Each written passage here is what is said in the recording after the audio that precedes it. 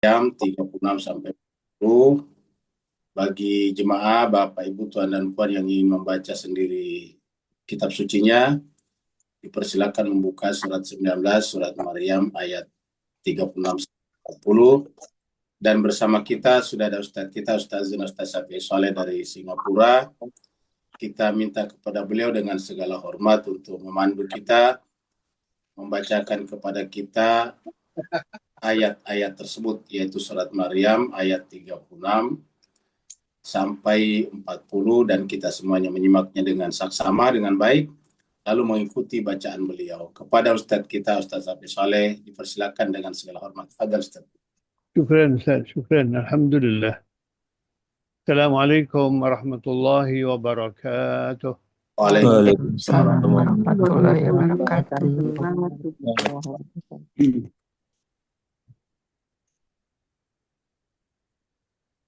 أعوذ بالله من الشيطان الرجيم.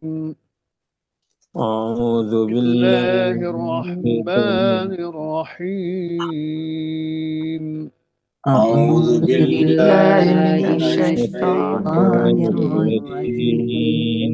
بسم الله الرحمن الرحيم. وإن الله ربي وربكم فاعبدوه. وإن الله ربي وربكم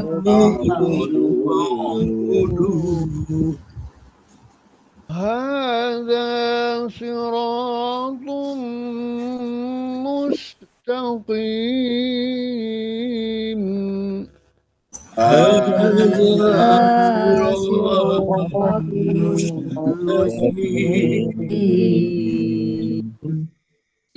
فاختلف الأحزاب من بينهم.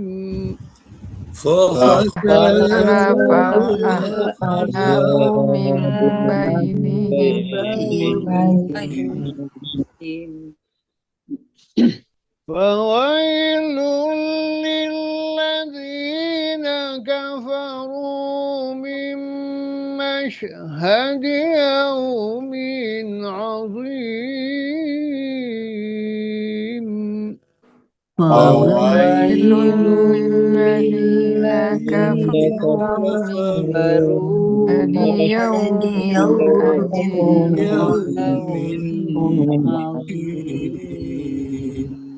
أسمع بهم وأبصر يوم يأتوننا. أسمع بهم وأبصر يوم يأتوننا. لكن الظالمون اليوم في ضلال مبين. لكن الظالمون اليوم في ضلال مبين. وأنذرهم يوم الحسرة إذ قضي الأمر وهم في غفلة. وأنذرهم الحسرة إذ قضي الأمر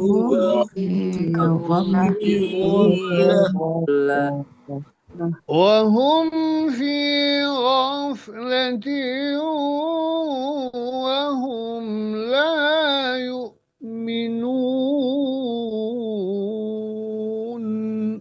وهم في غفلة هم لا يؤمنون. إنا نحن نرث الأرض ومن عليها وإلينا يرجعون إنا نحن الأرض ومن ومن عليها وإلينا يرجعون صدق الله العلي العظيم صدق الله العلي العظيم. اللهم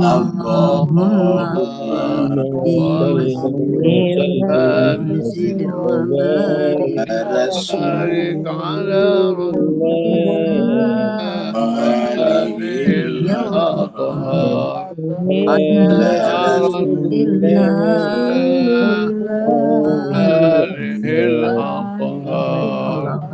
اللهم صل على محمد وآل محمد. اللهم صل على محمد. اللهم صل على محمد وآل محمد وعجل فرجهم الشريف.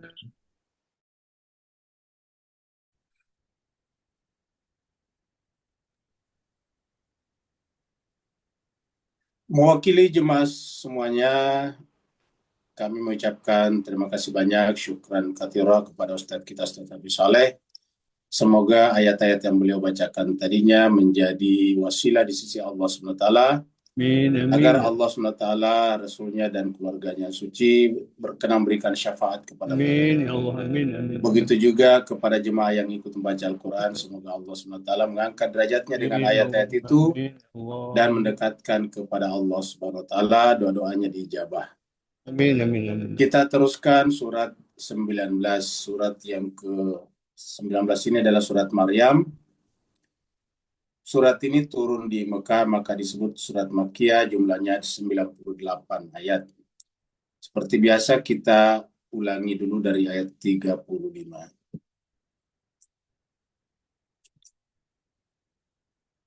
Di ayat 35 Allah SWT berfirman, A'udzubillahi minasyaitonirrajim, Bismillahirrahmanirrahim. Maka nalillahi ayyattakhidha min walad. Tidak mungkinlah bagi Allah untuk mengambil anak. Maha suci Allah. Jadi kata subhanallah, maha suci Allah dari hal-hal yang tidak berkenan bagi dirinya sebagai zat yang maha ada dan maha segala-galanya. Idza qada amran, kalau Allah menghendaki sesuatu dan memutuskan sesuatu perkara itu, fa innama yaqulu lahu kun fayakun, cukup berkata jadi maka jadilah. Jadi tidak perlu punya anak segala. Jadi kalau Tuhan punya anak itu, konsep ketuhanan juga menjadi berubah dalam pengertian ma'rifat kepadanya berubah. Bukan hanya memakhlukkan Tuhan karena makhluk yang beranak, tetapi juga menganggap bahwa Tuhan itu terpisah dengan makhluknya. Sebagaimana seorang ibu yang melahirkan putranya atau putrinya, maka putra-putri yang tadinya satu tubuh dengannya menjadi terpisah, sehingga berdiri sendiri. Nah, ini yang tidak mungkin terjadi pada Tuhan. Oleh sebab itulah Tuhan tidak mungkin punya anak. Relasi Tuhan dengan makhluknya adalah relasi matahari dengan cahayanya. Yang namanya matahari cuma satu di atas sana, tetapi cahayanya menyebar kemana-mana, dan cahaya itu tidak pernah bisa terpisah dengan mataharinya. Selama matahari bersinar, maka cahayanya ada, dan tidak bisa cahaya ada, mataharinya hilang, selalu bersama.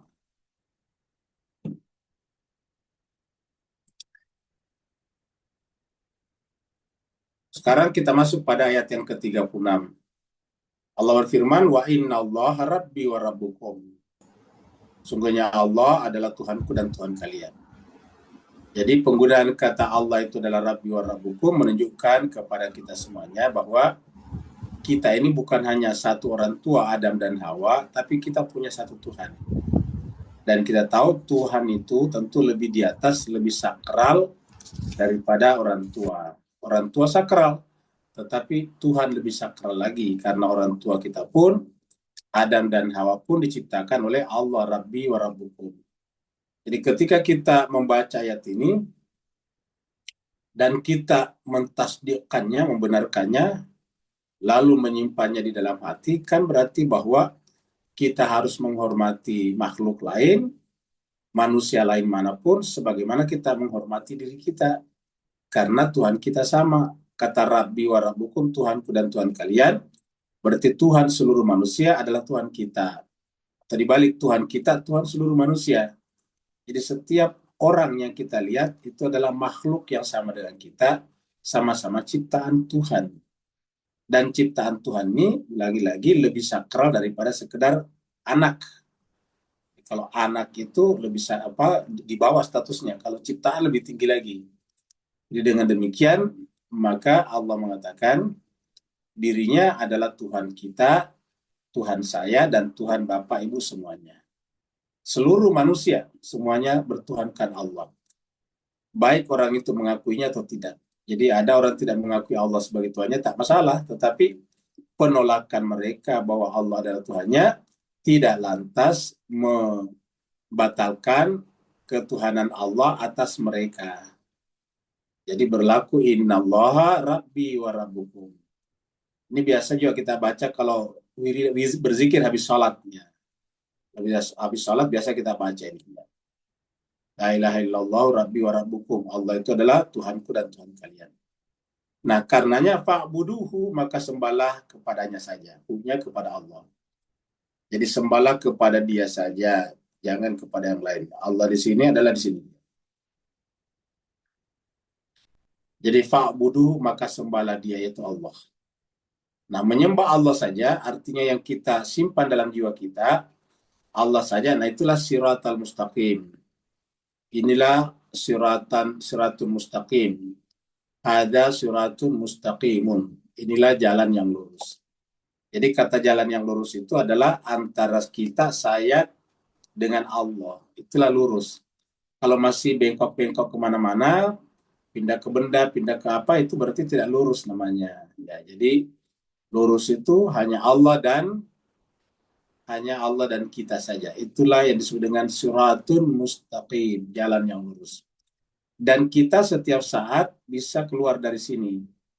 Jadi jalan yang lurus nanti ini di akhirat dipresentasikan seperti jembatan di atas neraka. Seperti yang kita lihat tadi di ilustrasi di sebelum gambar ini.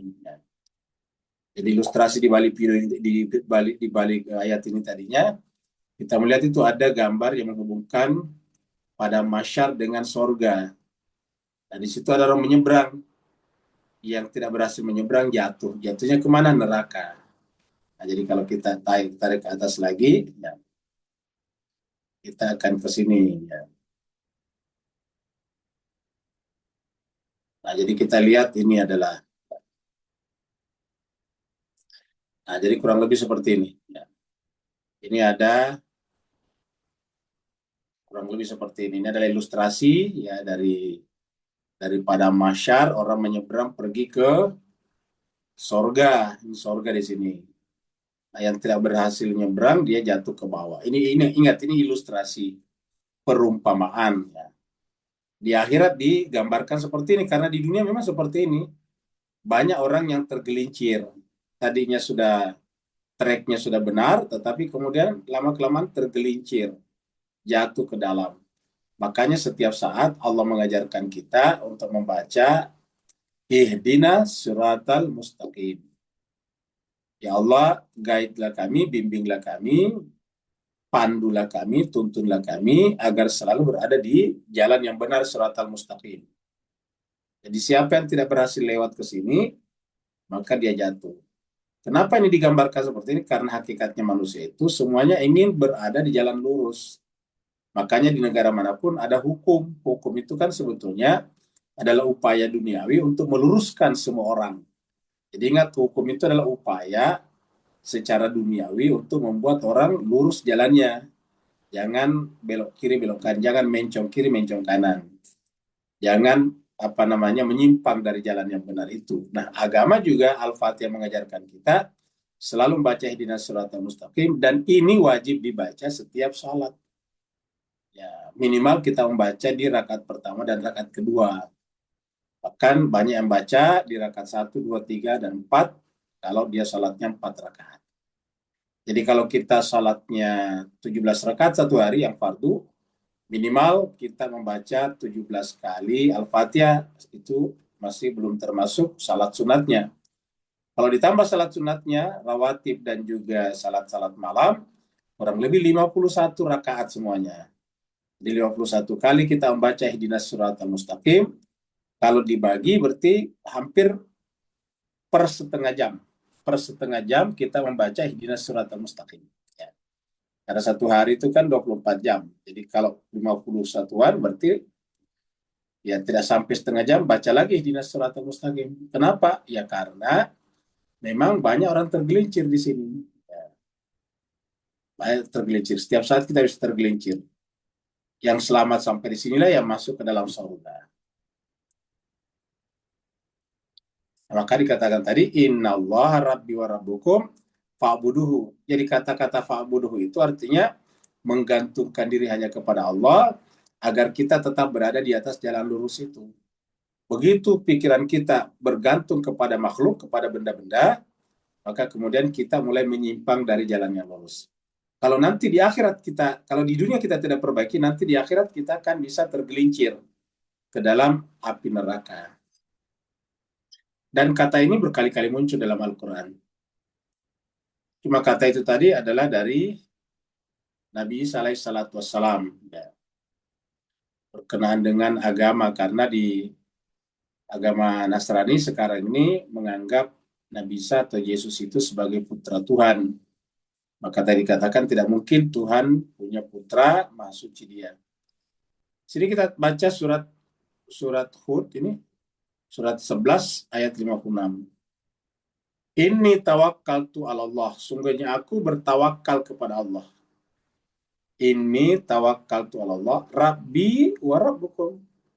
Jadi saya bertawakal kepada Allah, Tuhanku dan Tuhan kalian. Jadi Allah yang kita bicarakan ini adalah Allah yang menjadi Tuhan segala-galanya.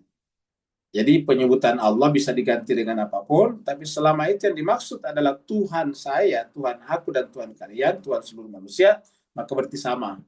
Kan bisa saja sesuai dengan bahasa masing-masing bisa berubah. Mungkin bahasa Inggris menggunakan kata God, menjadi menggunakan kata Lord misalnya, atau di Asia Tenggara menggunakan nama Gusti, ya, ataukah Tuhan, itu tak masalah. Yang penting Tuhan, Gusti, God yang kita maksud itu adalah yaitu Rabbi wa Rabbukum, yang menciptakan alam semesta. Yang disebutkan di sini, ma min dabbatin illa huwa akhizun binasiyatiha. Tidak ada satupun hewan melata, termasuk manusia di sini, illa kecuali dialah Allah akhizun, yang memegang binasiyatiha, hajat hidupnya. Dialah memegang hajat hidupnya, baik eksistensinya ataupun vitalitasnya. Inna Rabbi ala siratin mustaqim. Sungguhnya Tuhanku itu ala siratin mustaqim, berada di atas jalan lurus. Nah, jadi kalau kita amalkan ayat ini, berarti meyakini bahwa semua makhluk hidup dan makhluk yang lain adalah bergantung kepadanya. Kalau istilahnya di sini, huwa akhidun binasiyatiha. Secara bahasa nasihat itu ubun-ubun. Ubun itu kehidupan.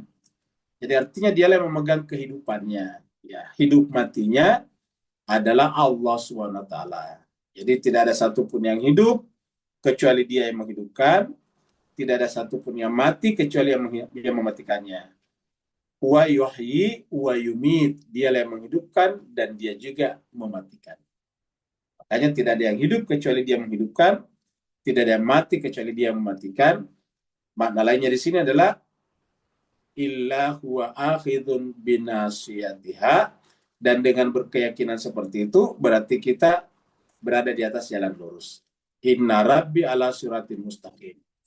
Nah, kelihatannya sederhana, tetapi ini perjalanan ke sini panjang jemaah sekalian. Karena kita harus akui dengan segala macam kekurangan kita, masih ada unsur-unsur sesedikit apapun dalam jiwa kita bergantung kepada makhluk.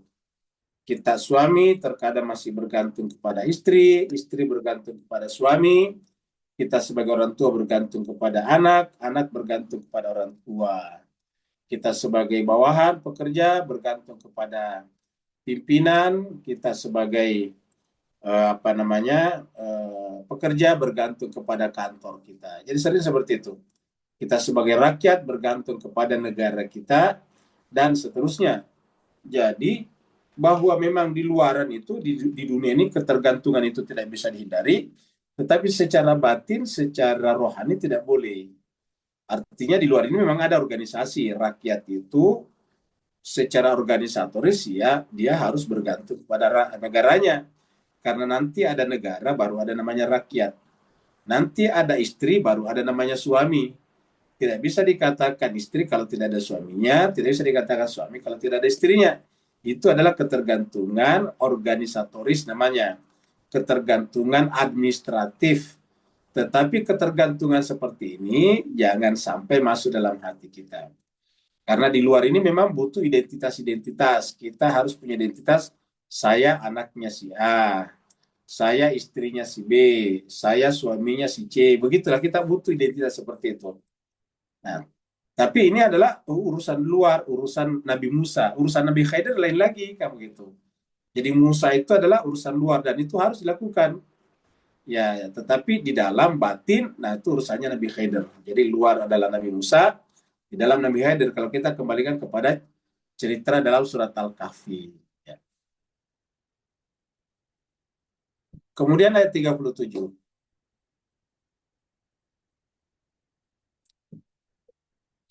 Faktalafal azabu mim bainihim. Lalu kemudian golongan-golongan itu berselisih di antara mereka. Berselisih tentang apa? Berselisih tentang ketuhanan Nabi Isa. Karena kan cerita Nabi Isa kita bicarakan di awal ini.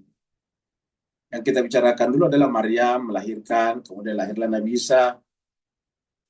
Yang mengatakan, Nabi Isa mengatakan, ini Abdullah, saya adalah hamba Allah. Sementara saudara kita di Nasrani mengatakan, ini waladullah, kan begitu. Saya adalah putra Tuhan, kan begitu kalau di Nasrani. Isa adalah putra Tuhan, putra Bapa. Kalau Islam tadi, kalau Al-Quran, ini Abdullah, saya adalah abad. Abad itu hamba. Bukan walad, bukan anak. Ya, atau ibn. Saya bukanlah ibnu Allah. Jadi, Nabi SAW mengatakan, anak ibnullah. Atau anak waladullah. Tetapi dia mengatakan ana ini abdullah, bukan ini waladullah, bukan ini ibnullah, tetapi ini abdullahi. Saya adalah hamba Allah. Jadi itu yang kita baca di ayat 30. Nah, setelah Nabi Isa pergi meninggalkan dunia ini, lalu kemudian terjadilah perbedaan-perbedaan, perselisihan. Ya. Minimal perselisihan terjadi antara Nasrani dan Yahudi. Yahudi mengatakan bahwa Nabi Isa itu adalah anak haram. Bagaimana bisa jadi nabi sedangkan dia anak haram? Sedangkan bagi Nasrani bukan hanya sekedar anak Nabi Isa, bukan hanya sekedar anak daripada Maryam, tetapi anak Tuhan. Ya. Penalarannya sederhana, yaitu karena tidak punya ayah, maka ayahnya adalah Tuhan. Kurang lebih begitulah. Maka Nabi Isa itu adalah putra Tuhan. Seperti itu. Nah, Islam menempatkannya di tengah-tengah. Ya, Nabi Isa itu adalah memang anak sah, bukan anak haram, daripada Siti Maryam. Ya. Kalau dia anak sah daripada Siti Maryam, siapa ayahnya? Allah mengatakan ayahnya tidak ada, ayah biologisnya tidak ada. Allah lah yang meniupkan ruhnya ke dalam Maryam sebagai mujizat. Ingat, sebagai mujizat. Di dalam surat Al-Imran dikatakan bahwa penciptaan Nabi Isa itu sama dengan penciptaan Adam. Bahkan Adam lebih di atas lagi. Kenapa? Tidak punya ayah dan tidak punya ibu. Di surat Al-Imran itu dikatakan begitu. Jadi Adam itu tidak punya ayah dan tidak punya ibu. Nah, kita lihat di sini nih. Kita lihat di surat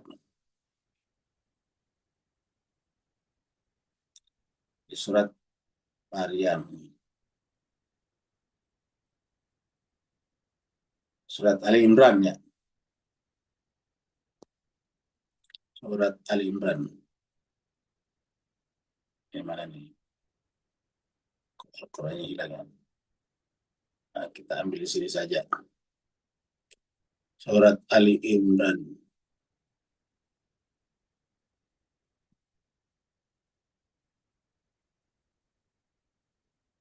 Surat 3.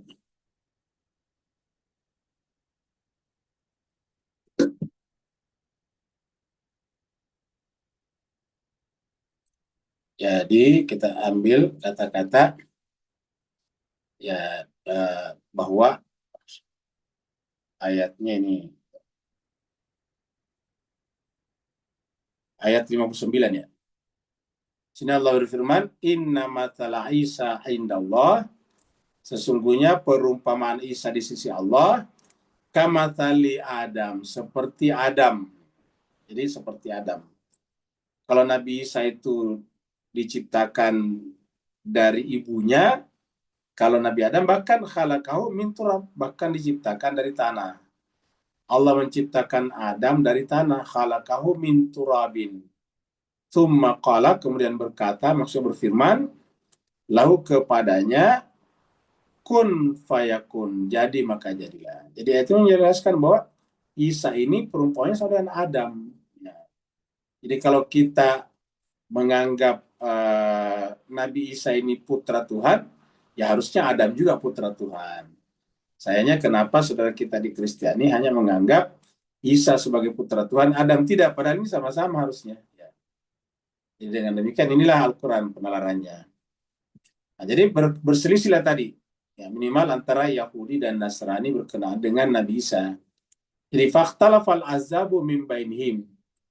Fawailul lilladzina kafaru, maka celakalah neraka wailah bagi mereka yang kafaru. Ya, dari ingkar menutup diri min masyhadi yaumin azim. Yaitu yang dimaksud kafaru di sini menutup diri terhadap kebenaran logika tadi. Dua-duanya keliru. Kalau Yahudi menganggap Nabi Isa itu adalah anak haram hanya karena tidak punya ayah, ya harusnya bagaimana dengan Nabi Adam tidak punya ayah dan ibu. Yang kedua, Nabi Nasrani menganggap dia putra Tuhan karena tidak punya ayah dan ibu juga. Lalu bagaimana dengan Adam juga? Jadi seperti itulah. Jadi dua-duanya ini berbeda, jawabannya satu, yaitu Adam. Kalau mereka mengatakan bahwa Nabi Isa anak haram karena tidak punya ayah, ya bagaimana dengan Adam? Tidak punya ayah dan tidak punya ibu. Jadi dengan demikian tidak bisa hanya karena tidak punya ayah, dia disebut dengan anak haram. Yang kedua adalah dia putra Tuhan. Nah, bagaimana dengan Nabi Adam juga yang tidak punya ayah dan ibu juga. Oleh sebab itulah dikatakan di sini, celakalah mereka menutup diri terhadap kebenaran itu. Min masyhadi. Masyhad itu sebetulnya dari penyaksian hati. Jadi artinya apa? Logika kita yang paling dasar bisa memahami konsep Al-Quran itu. Bahkan ketika kita mengatakan Tuhan punya anak, ini menjadi susah dipahami. Ya. Menjadi ribet. Ya. Menjadi complicated. Jadi min masyhadi yaumin adzim. Artinya pada hari, kalau kita di dunia ini mencapai derajat musyahadah, maka nanti akan terbawa sampai hari yang sangat besar itu, di sisi Allah SWT. Yaitu bahwa nanti di akhirat, jiwa kita akan menyaksikan Allah dengan benar, dengan terang benderang. Ya, sementara mereka yang yang tidak tertutup hatinya di dunia, ya tidak akan bisa menyaksikannya dengan benar. Kita lihat surat Anbiya di sini. Surat Az-Zuhruf, surat 43 ayat 65. Fakhtalafal ahzabu min bainihim. Sama juga tadi. Maka kemudian berselisih pendapatlah golongan-golongan di antara mereka. Fawailul lilladzina zalamu, maka kecelakaanlah atau neraka wailah bagi orang-orang yang zalamu tadi kafaru. Ya. Orang-orang yang zalim min adabi yaumin alim. Kata-kata zalam itu menzalimi dirinya tentang akan adanya azab di hari yang pedih. Kalau tadi yaumin azim. Kalau tadi lilladzina kafaru yaumin azim terakhirnya di sini. Kalau di sini adalah yaumin alim, kurang lebih sama. Jadi selalu timbul perbedaan. Nah, perbedaan itu apa masalahnya? penyebabnya satu, kalau kita keluar dari akal sehat, penalaran yang benar. Yang kedua adalah kalau kita keluar daripada Al-Quran. Karena penalaran yang benar atau akal sehat itu selalu sejalan dengan Al-Quran. Kenapa? Karena akal sehat atau penalaran yang benar sumbernya sama dengan pewahyu yang mewahyukan Al-Quran, yaitu Allah. Jadi yang mewahyukan Al-Quran kepada Nabi adalah Allah, kemudian yang menciptakan penalaran kita Allah, itu dengan fitrah. Karena penalaran yang benar itu namanya fitrah, fitrah Allah allati fataran nasa alaiha.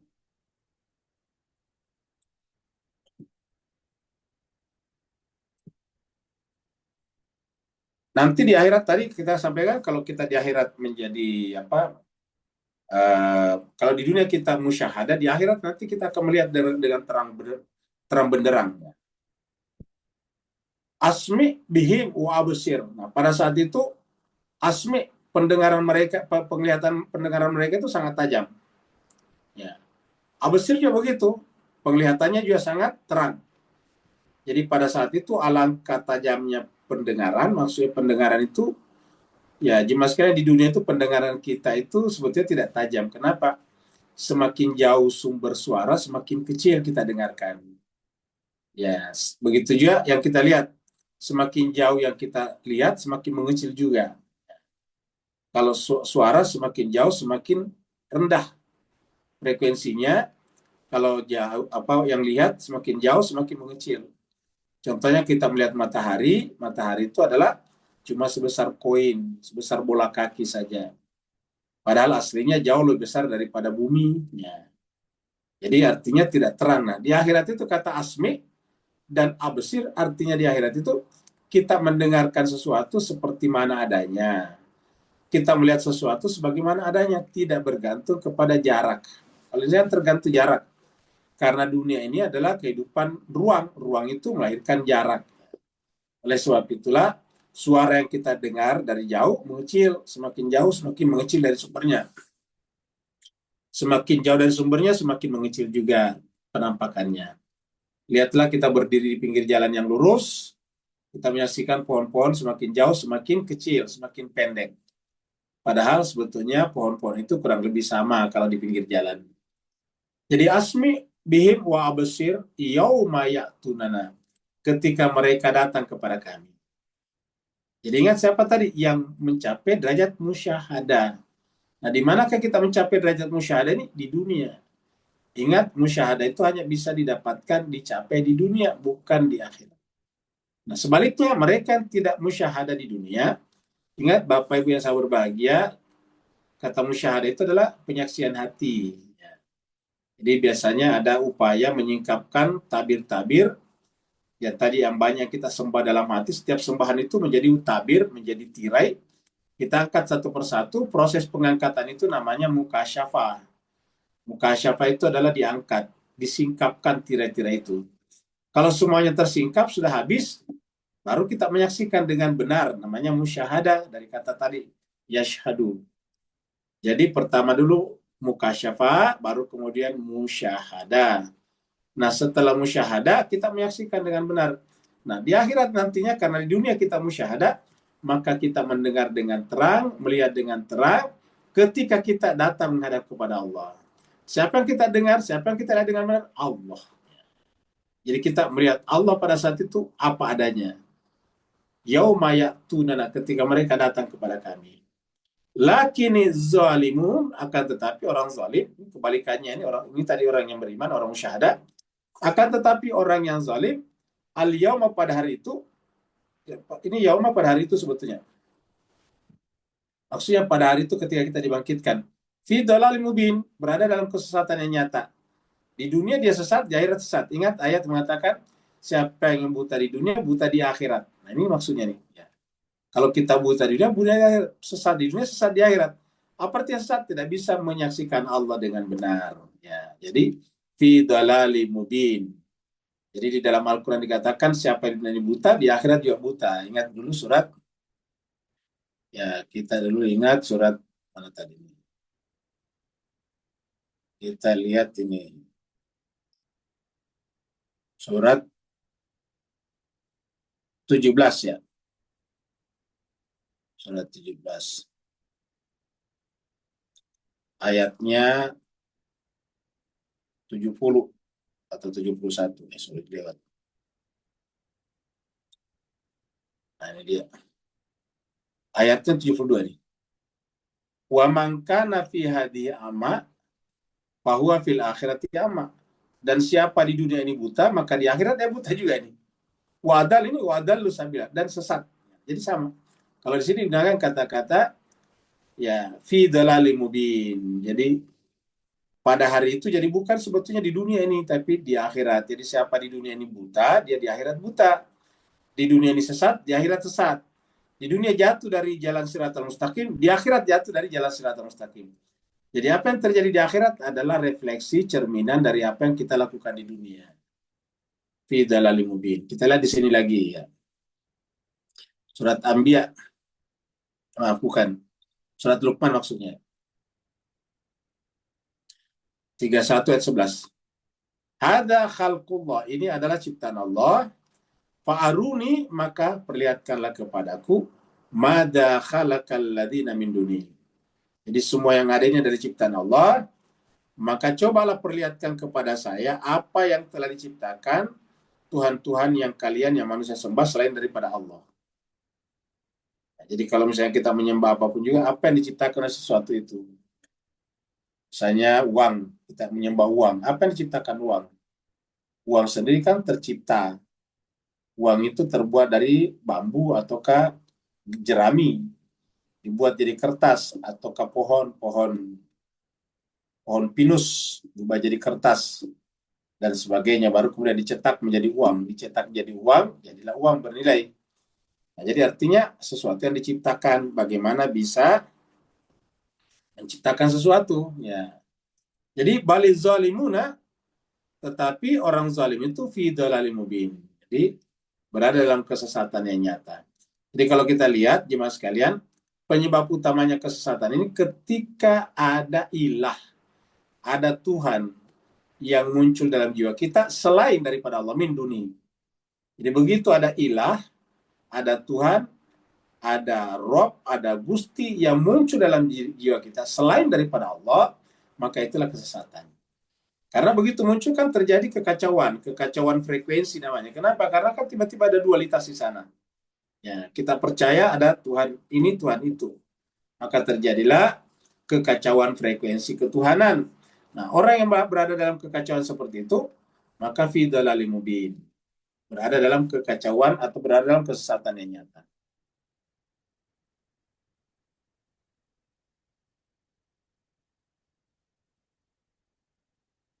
Kita lihat lagi dulu sini ya, ayatnya Al-Baqarah. Surat 2, 210. Hal yanzuruna illa an ya'tiyahumullah. Tiadalah mereka tunggu-tunggu itu kecuali datangnya kepada Allah, illa ayyatiyahumullah, datangnya mereka kepada Allah, fi dhalalin, dalam keadaan mendapatkan naungan, minal ghamam, dari awan. Di kata-kata awan di sini maksudnya bahwa kita berada dalam naungan, terutama di padang mahsyar. Wal malaikat, dan malaikat-malaikat, wa qudiyal amru. Malaikat-malaikat, wa qudiyal amru, dan diputuskan urusan pada saat itu. Ilallahi turja'ul umur. Kepada Allah lah semuanya akan dikembalikan. Jadi kita di akhirat dalam keadaan ternaungi kalau kita di dunia ini baik.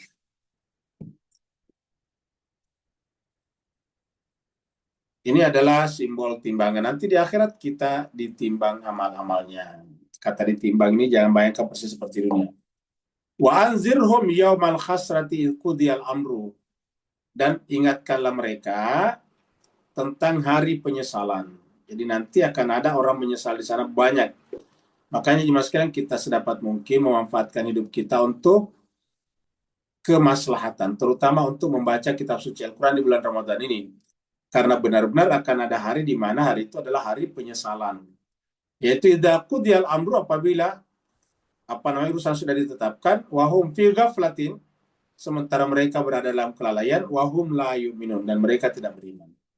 Jadi nanti akan ada keputusan di sana. Qudiyal amru, ketika perkara sudah diputuskan, perkara kita dari dunia, Nah, sementara kita dulu di dunia berada dalam ghaflah, kelalaian. Dan kita tidak percaya, padahal benar-benar ada ini. Benar-benar ada. Maka siapa yang tidak punya persiapan, maka dia akan menyesal. Jadi kata penyesalan di sini disebabkan karena di dunia dulu dia ghaflah di sini. Ghaflah, lalai, dan tidak beriman. Siapa yang lalai, kata lalai di sini artinya waktunya lebih banyak untuk selain Tuhan daripada Tuhan. Waktunya lebih banyak daripada di luar Al-Quran daripada Al-Quran, sehingga sebetulnya hakikatnya mereka tidak beriman, maka mereka nanti di akhirat menyesal. Mereka akan menyesal. Ini tadi adalah ayat ini kurang lebih. Ya. Kemudian terakhir, ayat 40.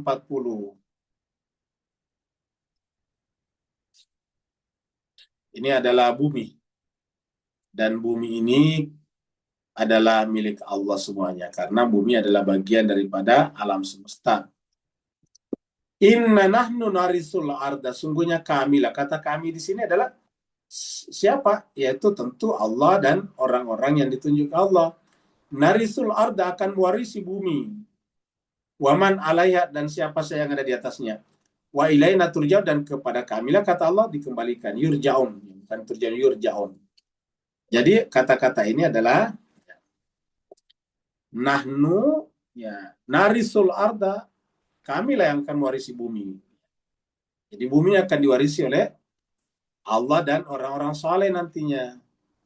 Ya, waman alaiha, dan siapa saja di atasnya. Jadi siapa saja manusia di atasnya nantinya pasti akan menerima kata kami di sini, yaitu Allah dan orang yang beriman, orang saleh.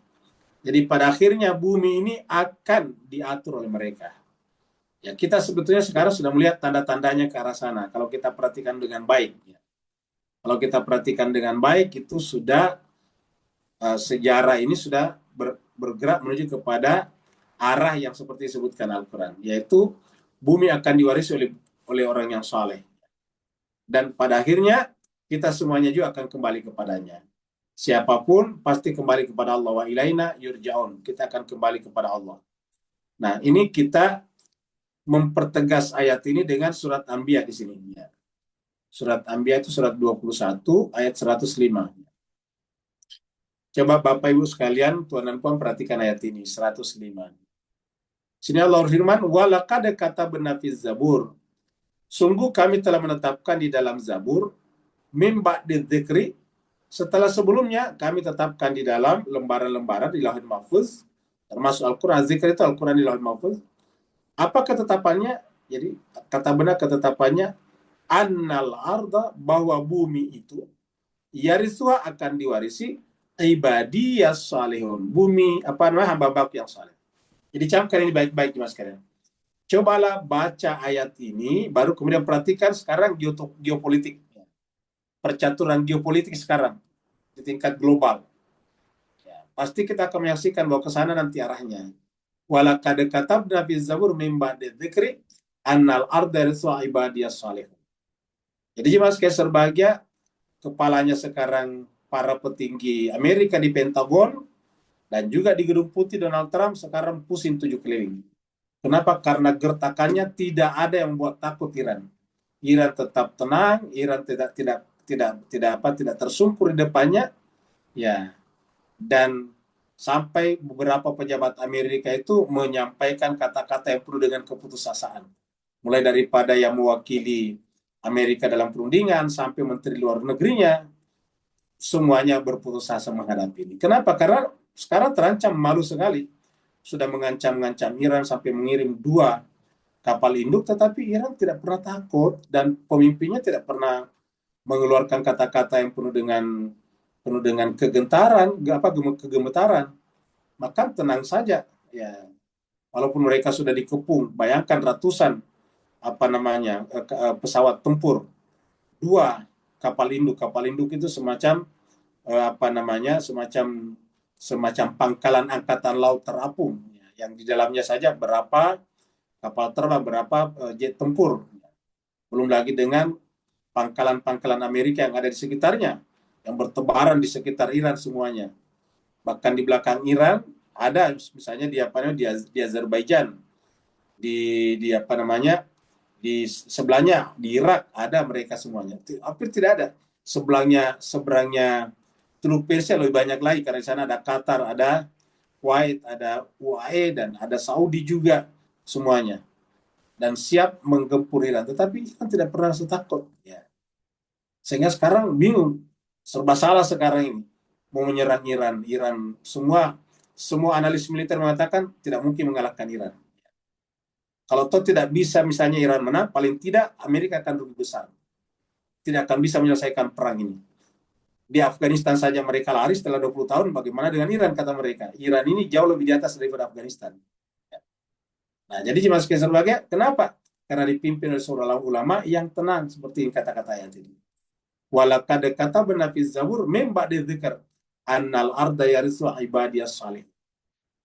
Digertak berkali-kali sampai sudah 47 tahun tapi tidak pernah takut.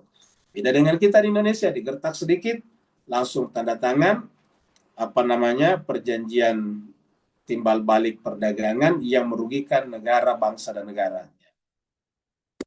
Jadi walaqad katabna fi Zabur min ba'di dzikr annal arda yarithu ibadiyas salih. Nah, jadi inilah jemaah sekalian dimaksud di sini, inna nahnu narisul arda, kami yang mewarisi. Kata kami di sini tentu melalui orang-orang saleh tadinya. Ya. Inna nahnu narisul arda wa man 'alaiha wa ilaina yurja'un. Inilah jemaah sekalian berbahagia pembahasan kita pada hari ini. Sebelum kita bicara hadis, kita sampaikan dulu program di tadabur dan tadarus kita yang berada di bawah kegiatan Rumah Kajian Al-Quran Al-Baru ini. Jemaah sekalian, kalau di Singapura, saya kira di Malaysia juga, itu sampahnya sudah ditangani dengan baik. Kalau di Singapura kan bahkan sampah diubah jadi listrik, jadi energi. Lalu kemudian sisanya dibuang menjadi sebuah pulau. Ada pulau di Singapura dibuat dari sampah. Jadi bermanfaat menjadi pulau dan memperbanyak daratan. Kalau di Indonesia itu sampahnya belum kelar-kelar masalahnya. Masih seperti ini. Ya, jadi di Indonesia menjadi, terutama di sampahnya di daerah Jakarta itu menjadi semacam gunungan sampah. Gunungan sampah. Kalau di daerah Tangerang Selatan bahkan sampah ditumpuk-tumpuk di bawah dekat pasar Ciputat. Kita sekarang sudah ditangani atau tidak. Nah, jemaah sekalian berbahagia, pusat pembuangan sampah DKI Jakarta itu adalah berada di Bekasi. Jadi DKI Jakarta itu sampahnya dibuang bukan di Jakarta, tetapi di luar, di Bekasi. Namanya Bantar Gebang, tempat pembuangan akhir Bantar Gebang. Nah, di sana jemaah sekalian sampah-sampah ini dibuang begitu saja tanpa ada proses.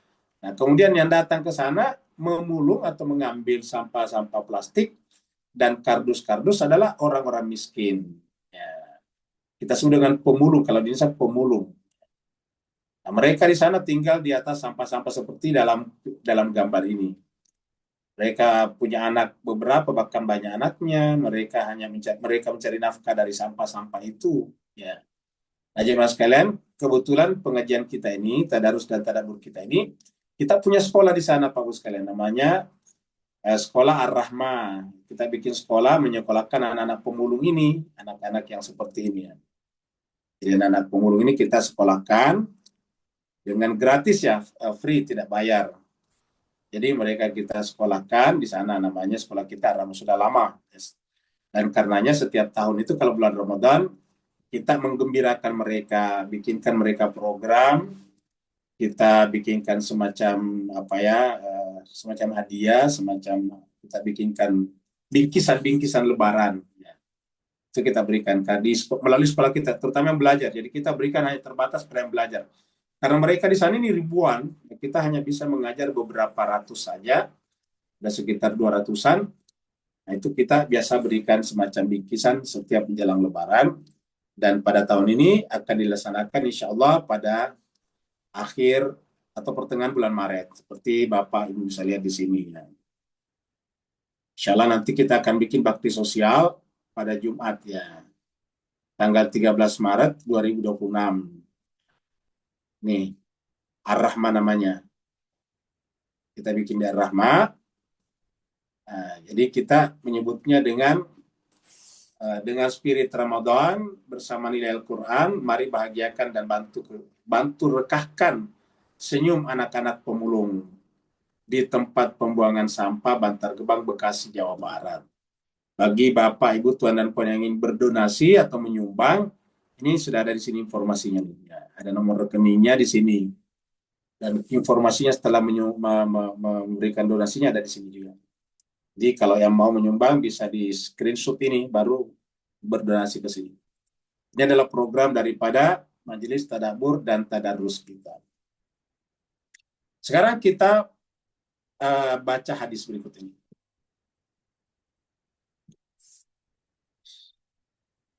Ini adalah doa yang diajarkan Nabi agar kita tetap di jalan lurus. Selain daripada Al-Fatihah, kalau Al-Fatihah itu kan pakemnya. Ihdinas siratal mustaqim. Nah, di sini ada apa namanya di sini? Ada hadis an Abi Burdah, dari Abu Burdah. An Aliin, dari Ali. Maksud Ali sini Ali bin Abi Thalib. An Aliin qala, berkata, Ali berkata, dikutip oleh Abu Burdah, qala li Rasulullah. Ali mengatakan Rasulullah berkata kepada saya. Ini qala li Rasulullah sallallahu alaihi wasallam. Rasulullah berkata, bersabda kepada saya, wa Ali, qul, bacalah atau berdoalah, Allahumma hdini wasaddidni wadhkur bil huda hidayataka at-tariqa wasadadi sadada sahmi. Allahumma, ya Allah, ihdini, beri petunjuklah kepada saya, wasaddidni, dan luruskanlah jalanku, wadhkur bil huda, dan kemudian apa namanya, berikanlah petunjuk kepada saya, hidayataka, dengan petunjukmu, ya, menuju kepada at-tariqah wasadadi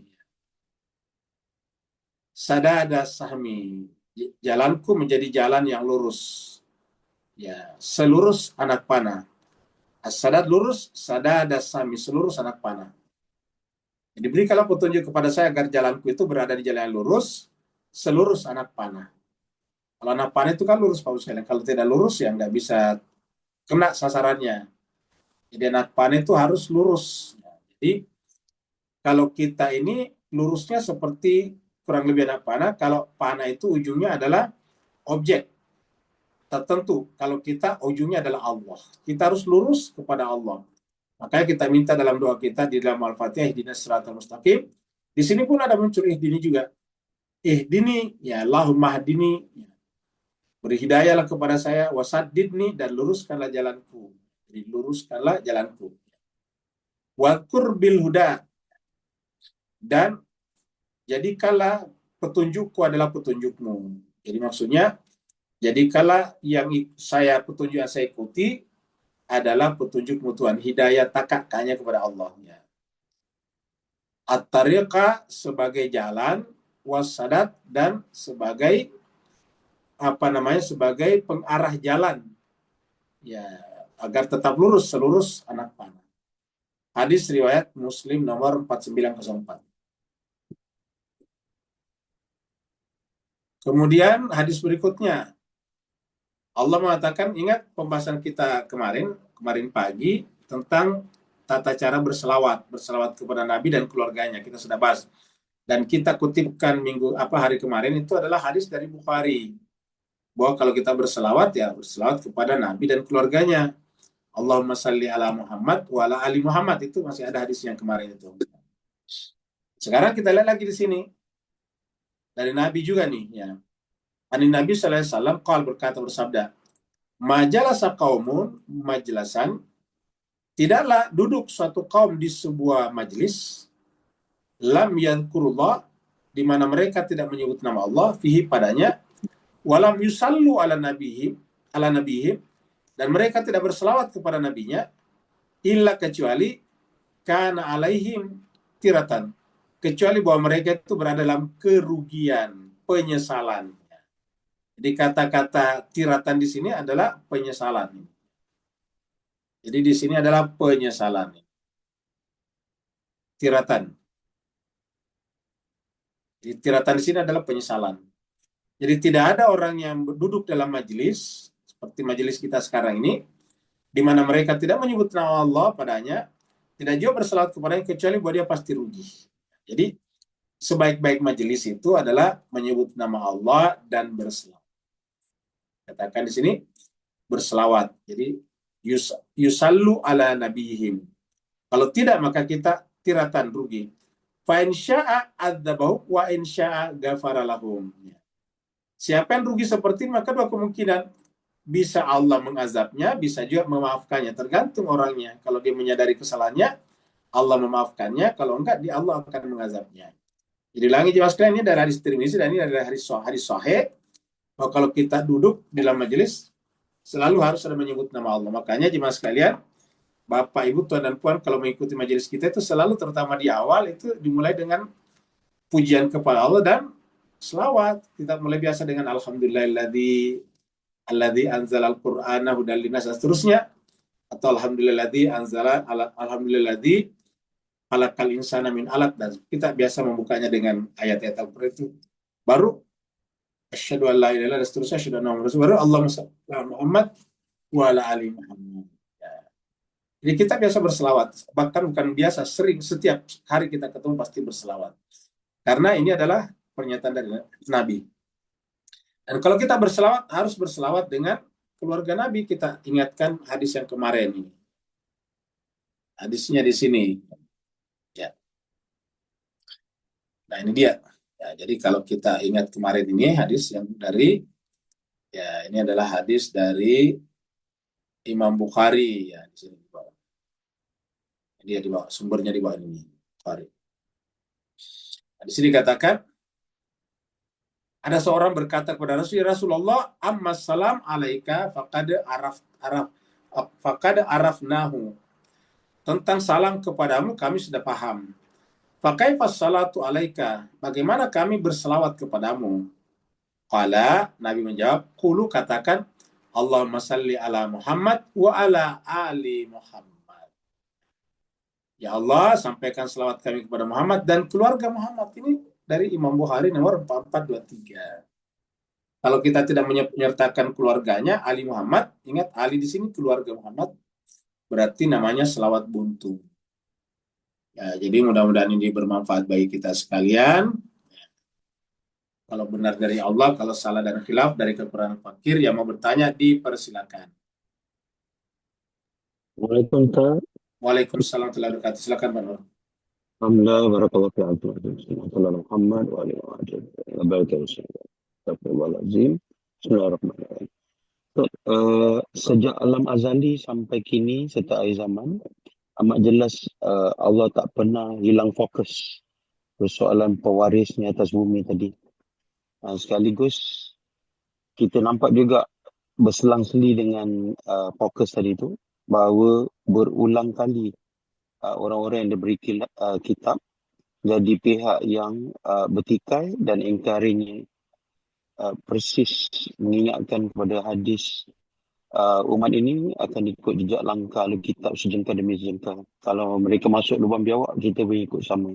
Beri pencerahan teguran, afan, barakallahu fiik. Nah, jadi jemaah sekalian berbahagia, di dalam Al-Quran itu, di dalam hadis juga berkali-kali disebutkan bahwa bumi ini akan diwariskan Allah kepada hamba-hambanya yang saleh. Apa maksudnya ini? Maksudnya agar kita mengikuti alur ini, kita mengikuti sejarah seperti ini. Jadi sejarah seperti ini, cerita Al-Quran ini. Ingat pernah kita sampaikan di sini, bahasa Inggris sejarah itu kan history. Jadi history ataukah history itu dari kata history, sejarah apa ceritanya. Nah, ceritanya Al-Quran apa? Ya, ceritanya Al-Quran mengatakan bahwa bumi ini ujungnya nanti akan diwarisi oleh hamba-hamba yang saleh. Dan itu bukan sekali dua kali, berkali-kali. Di surat Maryam tadi ada, di beberapa ayat lain juga ada. Di awal-awal surat Al-Baqarah Allah sudah mengatakan, wa idz qala rabbuka lil malaikati inni ja'ilun fil ardi khalifah. Jadi di bumi ini akan dipimpin oleh seorang khalifah. Inni ja'ilun fil ardi khalifah. Karena di situ ada kata tunggal, di situ khalifah. Jadi bumi ini akan dipimpin oleh khalifah, seperti itu. Nah, di surat apa ya? Surat Surat yang lain juga disampaikan bahwa surat An-Nur ayat 55. Coba kita lihat surat An-Nur 55 di sini. Surat An-Nur 55. Surat 24 ya, sorry. Surat 24 ayatnya 55. Itu dijelaskan dengan terang benderang.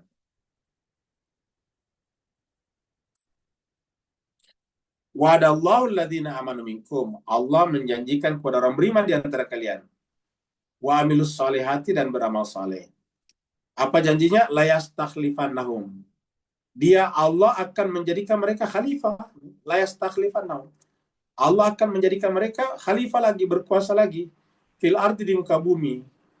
Kama stakhlafal ladzina min qablihim. Sebagaimana sebelumnya mereka pernah menjadi khalifah.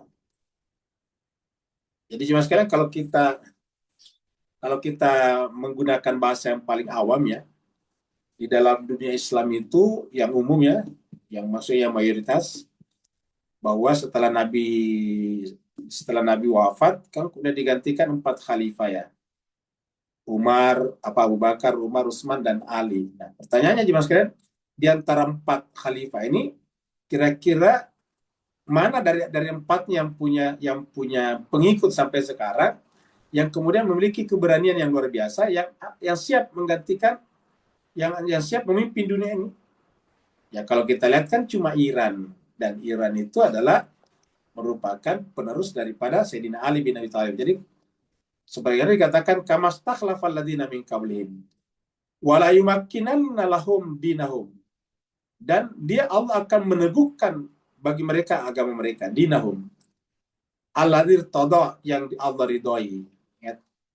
Kata-kata alladzir tada itu adalah sejalan dengan surat Al-Imran atau ayat terakhir turun sesaat sebelum Nabi wafat, setelah peristiwa Ghadir Qom, di mana Nabi Allah mengatakan al-yauma akmaltu lakum dinakum wa atmamtu alaikum nikmati waraditu lakum al-islam dinan. Sebutkan ini enggak waraditu lakum al-islam din. Dan dikatakan di sini dinahumul ladir tada. Allah memperkuat bagi mereka agama yang Allah ridhai bagi mereka. Wala yubaddilannahum min ba'di khaufihim amna. Dan Allah akan mengubah keadaan mereka sebelumnya penuh dengan ketakutan, diancam di mana-mana, disesatkan di mana-mana, nanti akan menjadi aman. Kenapa dia begitu kuat? Ya'budunani la yusyrikuna bi syai'a. Karena mereka lah yang menyembah aku sungguhnya, tidak menyembah raja-raja, tidak menyembah juga penguasa, apalagi menyembah Amerika. Mereka tidak pernah menyembah kekuatan-kekuatan arogan global. Ya'buduna, mereka hanya menyembah kepada saya, makanya mereka tenang.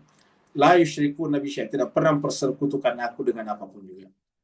Ketika pemimpin-pemimpin negara Islam yang lain datang ya, dengan wajah yang memalukan di Washington atau di Amerika, untuk kemudian mengikut pada board of peace yang digagas oleh Donald Trump, sementara negara-negara lain sendiri ya, bahkan Vatikan sendiri tidak ikut. Negara-negara Eropa tidak ada yang ikut, coba kita lihat. Tapi yang ikut apa? Negara Islam yang lain. Ya, boleh dikata negara Islam tidak ikut di situ ya cuma Iran lagi. Wa man kafara ba'da dzalik, ingat siapa yang kafara setelah itu, faulaika humul fasiqun, mereka adalah orang yang fasik. Jadi ini disebutkan dalam Al-Qur'an berkali-kali. Supaya apa? Supaya tadi istilah Pak Nur kita fokus kepada mereka. Yang lain lagi silakan. Di chatroom Ustaz ada satu pertanyaan. Assalamualaikum Ustaz. Waalaikumsalam, silakan Bu. Di ayat 36 kan ada tulisan tadi jalan yang lurus ya Ustaz. Di surat Al-Fatihah kan disebutkan jalan yang lurus itu jalan orang-orang yang aku beri nikmat. Yang mau saya tanyakan, yang dimaksud dengan golongan orang-orang yang diberi nikmat itu apa ya Ustaz ya? Makasih Ustaz. Assalamualaikum. Ya baik, waalaikumsalam warahmatullahi wabarakatuh. Jadi cuma sekali serbagia, siapa yang maksud dengan golongan yang diberi nikmat itu? Nah kita lihat di sini nih. Ya. Ada jawabannya di sini. Surat Maryam juga. Nah Maryam 58. Nanti kita akan ketemu di sana ini. Ulaikal ladzina an'amallahu, mereka adalah orang-orang yang Allah beri nikmat alaihim kepada mereka. Dari mana? Minan nabiyyin, dari nabi-nabi. min dzurriyyati Adam, keturunan Adam, wa mimman hamalna ma'anuhin, dan yang kami angkut bersama dengan Nabi Nuh, wa min dzurriyyati Ibrahim, dan zuriat Ibrahim. Ya, zuriat Ibrahim itu berarti Nabi Muhammad kita dari Ismail ya. Karena kalau nanti dari Nabi Ishak ini disebutkan ini, wa Israel ini adalah Nabi Yakub. Ini dari Nabi Ishak ini. Jadi ketika menyebutkan wa min dzurriyyati Ibrahim, nah berarti Nabi Muhammad kita. Makanya tadi kita lihat di sini, Ibu sekalian ya, Bapak Ibu, terutama yang bertanya tadi, hadisnya tadi itu menyebutkan ini, hadis selawat tadi di sini. Menyebutkan kata keluarga Nabi Ibrahim di sini nih. Di sini katakan Nabi mengatakan kepada kepada penutur hadis ini, katakanlah Allahumma salli ala Muhammadin wa ala ali Muhammad kama shallaita ala Ibrahim ala ali Ibrahim. Jadi ketika menyebut Muhammad kama shallaita ala ali Ibrahim, karena ini yang dimaksud di sini nih. Wa min dzurriyyati Ibrahim wa Israila, dan Nabi Israel maksudnya itu Nabi Yakub ya. Wa mimman hadaina wa jtabaina, dan siapa saja yang telah kami petunjuk dan kami pilih. Jadi harus dipilih. Bukan dipilih manusia, dipilih oleh Allah nih. Kenapa menggunakan kata kami? Karena yang dipilih oleh Nabi hakikatnya dipilih Allah juga ini. Wa jtabaina. Makanya mereka disebut dengan al-mujtaba. Mujtaba itu orang terpilih. Nah, kenapa? Karena mereka itulah yang tidak tunduk kepada apapun, hanya kepada Allah saja. Idza tutla alaihim ayatul rahman, apabila dibacakan kepada mereka ayatul rahman, ayat-ayat Allah, maka kharru sujada wa bukiya, mereka tersungkur sujud dan menangis. Jadi kepada apa mereka atau teguh hatinya? Ayat-ayat Allah, Al-Quran. Apabila dibacakan kepada mereka ayatul rahman, kharru sujada wa bukiya. Nah, penekanannya di sini di mana? Yaitu zuriat. Dia bukan pertemanan. Ingat, ya namanya teman sahabat itu bagus, banyak yang bagus. Banyak teman yang lebih bagus daripada keturunan. Tetapi konsep Al-Quran adalah zuriat. Kita lihat, ada keturunan yang jahat juga, yaitu keturunannya Nabi Yakub, kakak-kakaknya Nabi Yusuf, seperti itu. Tetapi Al-Quran sudah mengkonsepsi bahwa yang akan meneruskan itu kenikmatan tadi, yang tadi pertanyaan Ibu tadi, an'am Allah, maka itu adalah zuriat. Karena kan tadi doanya ihdinas siratal mustaqim siratal ladzina an'amta. Ya. Kalau kita bicara kepada Allah, kita kasih tak di sini an'amta, yang telah Engkau Tuhan. Jadi kalau tanya dihilangkan, diganti Allah di sini sama.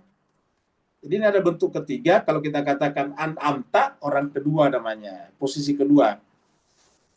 Jadi inilah ulaika alladzina an'ama Allah. Jadi kalau kita mengatakan ihdinas siratal mustaqim siratal ladzina an'amta alaihim, nah inilah dia. Allah mengatakan itulah orang-orang yang telah Allah beri nikmat kepadanya, yaitu dari kalangan nabi-nabi, keturunan Adam, Nabi Nuh, keturunan Ibrahim, keturunan Nabi Yakub.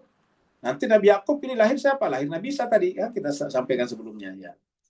Nabi Musa, kemudian ke bawah Nabi Zakaria, Nabi Yahya, Nabi Isa. Wa mimman hadaina wa istabaina. Jadi seperti itu. Ada lagi yang lain? Dicatat ya, kita lihat ke Belum ada. Ada permintaan doa juga.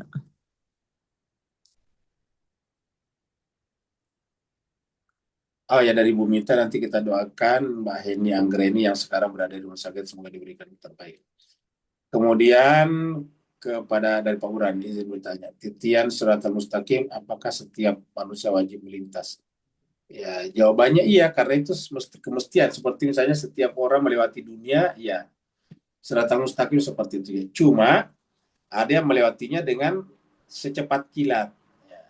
Dan yang luar biasanya justru yang terakhir nanti melewatinya justru para saksi, para imam, para nabi. Dia berada di atas tempat yang tinggi dulu.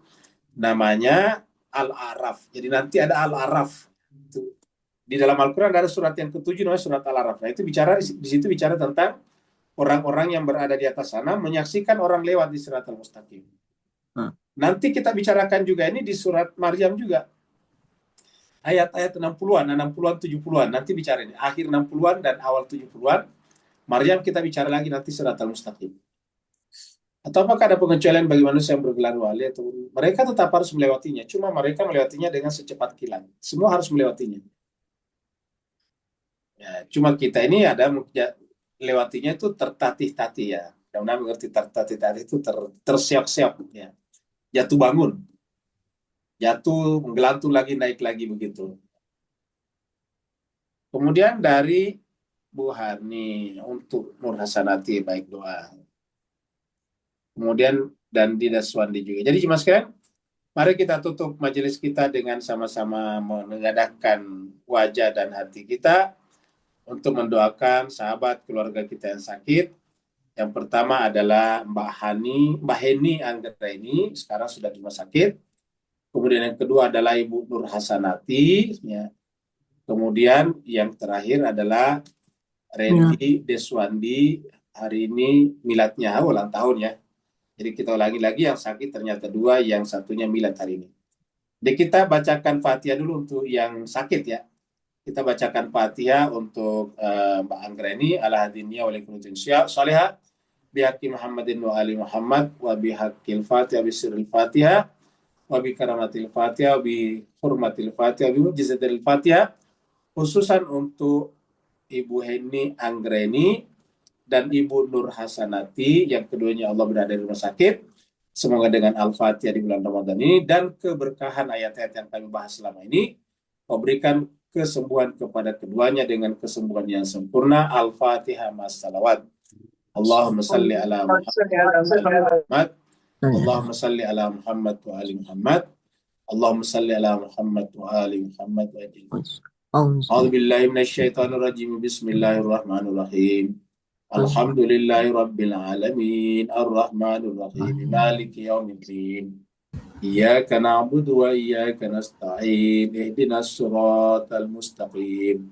Siratal ladzina an'amta 'alaihim ghairil maghdubi 'alaihim waladdallin. Amin. Kita juga doakan untuk Ananda Randi Deswandi, Pak Randi Deswandi ya, yang hari ini berulang tahun yang kesekian. Semoga Allah panjangkan usianya, diberikan kesehatan yang prima, dikuatkan hati dan pikirannya, terutama untuk selalu memuliakan orang tuanya, menyembah Tuhannya, mencontoh Nabi dan Rasulnya, dan juga memberikan selalu kontribusi yang terbaik dalam kehidupan ini.